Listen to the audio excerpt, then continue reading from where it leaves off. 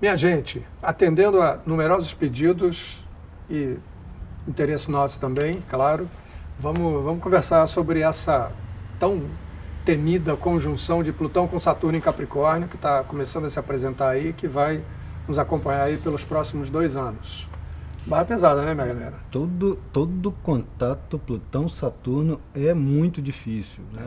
Eu vou citar um que ninguém esquece, né? A oposição Saturno-Plutão nos signos de Gêmeos e Sagitário durante o atentado às Torres Gêmeas. Perfeito. Mas todas elas, todo contato, nós vamos ter uma conjunção em 2019, 2020. 2019, 2020. 2019 começa, 2020 também. Mas é uma conjunção, mas todo e qualquer contato, quadratura, né, que é o 90 graus, a oposição, todo contato tenso, e sabendo que conjunção com 2 planetas como eles dois acaba sendo um aspecto tenso também, então ele é sempre muito difícil, ele é sujeito, generalizando, é sujeito a conflitos, onde tem, em teoria astrológica, é a lei do elo mais fraco da corrente. A coisa está acontecendo para o mundo inteiro, para todo mundo. A atenção está em todo lugar, está dentro de você. É isso aí. Está ali do seu lado, está no seu vizinho, está em todo lugar. Se o sujeito olhar para você meio torto, você já vai ficar mexido. É verdade. Agora, tem o elo mais fraco da corrente. Então, os locais em que tem, culturalmente, socialmente e historicamente, processos danosos no sentido de guerras, de invasão de território, territorialidade, né? De crises econômicas, ali é que a coisa tende a estourar com muito mais facilidade. Pelo que eu sei, o Fernando tem uma pesquisa enorme sobre esses grandes ciclos em vários países, né, Fernando? O ciclo Saturno-Plutão, as conjunções que são assim, um aspecto semente, né? Quando você tem uma conjunção, aí que você tem o início de processos de longo curso que normalmente só se resolvem ou só pioram na conjunção seguinte. Então vamos lembrar aqui as conjunções Saturno-Plutão do século XX. Uma pegou 1914, época da Primeira Guerra Mundial, não precisa dizer mais nada.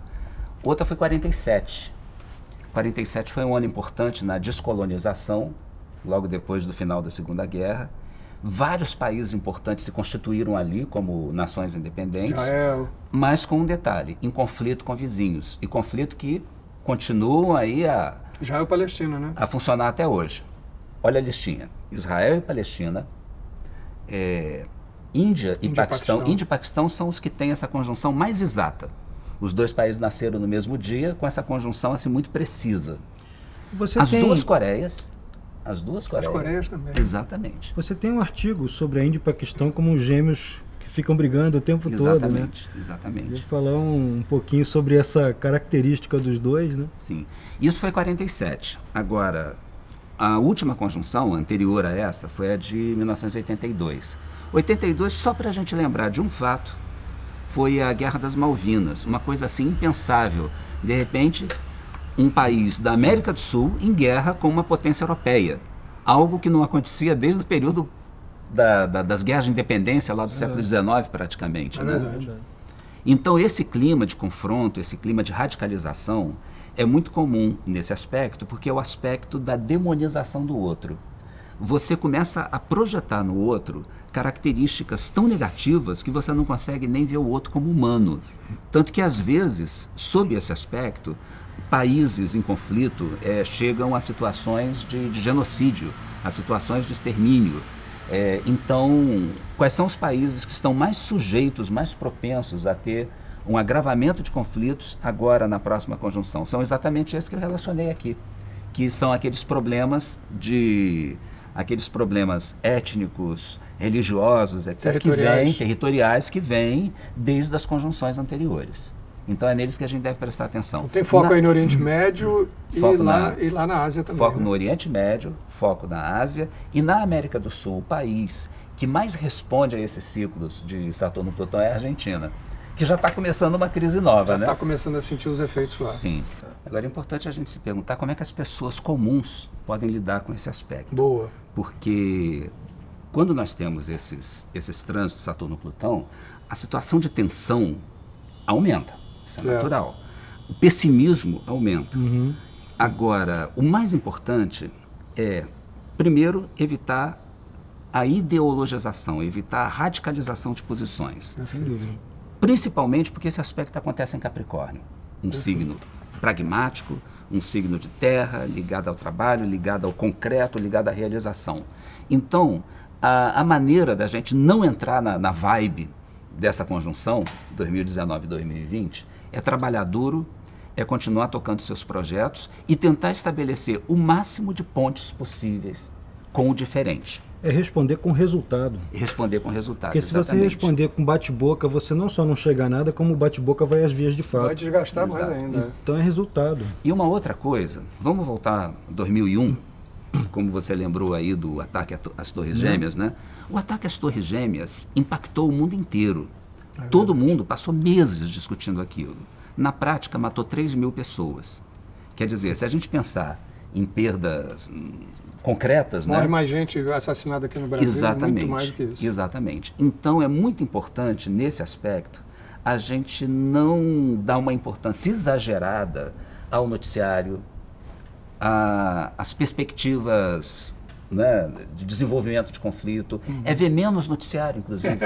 É um bom momento para a gente botar... Eu já estou começando a praticar isso. É um bom momento para a gente botar em dia, né, os fazer filmes que pesquisa. A gente não viu, fazer pesquisa. Fazer pesquisa é melhor, porque se você está vendo noticiário, se assusta, vai fazer pesquisa, vai procurar coisas que aconteceram antes. Como é que sai daquela situação? Você vai ter solução. Né? Você tem que ser pragmático. Porque os noticiários vão ser mais assustadores ao longo de 2019 e 2020. Vão mesmo. Mas aí, olha só, isso aí que a gente está falando uma coisa que muita gente pode ouvir isso, pode ver, pode ficar um pouco assustado.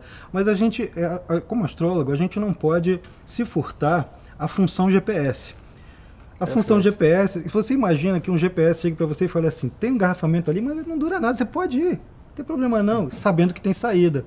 Então a gente tem que mostrar que tem o problema, como é que o problema é, e até para você poder se articular com ele, conseguir uma saída melhor, né? E se não puder sair, como é que você aguenta melhor? Então a gente não pode pintar coisas de cor de rosa só para fazer a pessoa feliz do nada. Tá? Então você tem que treinar o seu comportamento para poder lidar com a dificuldade e transformar a dificuldade numa coisa menor. Essa que é a função, o que eu chamo de função GPS. Né? E lembrar que nesse aspecto, a questão do medo, né? O impacto psicológico é maior do que os danos reais. Sim, então, sim, com certeza. É muito importante a gente se preservar a nossa própria sanidade e não entrar nessa vibe. Porque o monstro pode parecer maior do que ele é. Pode parecer maior do que é. Vamos segurar a onda, vamos ter confiança na gente mesmo e seguir fazendo. Acho que o caminho é por aí. Então inscreva-se, participe, pergunte, interaja, estamos aqui para isso. Gostou do vídeo? Toda semana tem novidade aqui, então inscreva-se, comente, compartilhe, participe, canal Viva Melhor.